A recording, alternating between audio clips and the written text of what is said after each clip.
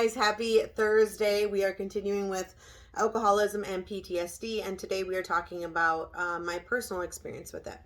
So for me, I don't think I was technically an alcoholic at any point, maybe sometimes in college when I wasn't really making the best decisions. But I could always stop. You know what I mean? Like I knew what was important. Like if I was game day and all the things, I could always stop, but I would just go have fun with it, right? At the time.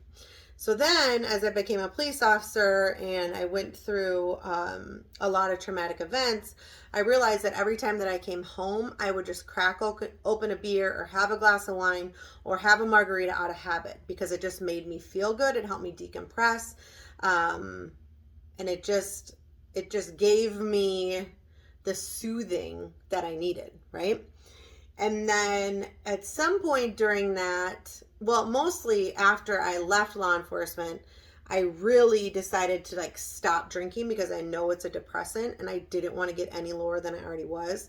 Like I was already suicidal. I was already all the things that I never ever thought I would be or want to be in my life. So I didn't want to add anything alter. So I stayed away from alcohol for 3 to 4 months after I left law enforcement.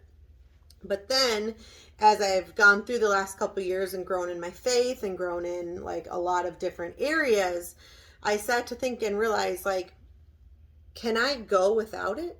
Can I go without it? And there was times where I was like, no, I don't think I can. So it became like a habit, and then it became a want and a need and a desire. And then I was like, oh, this could turn into a problem. This legit could turn into a problem.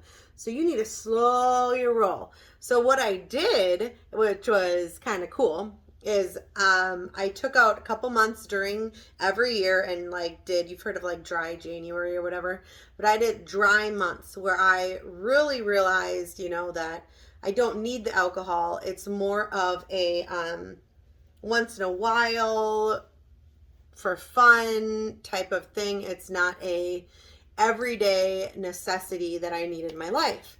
And that literally was a huge transformation for me to look back and be like, oh, maybe I kind of was abusing it a little bit.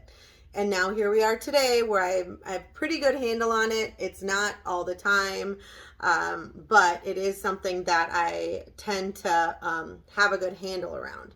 Now, Jason's was very different and he still struggles a lot with it, but stay tuned to our podcast to learn more about his struggles with PTSD and alcoholism.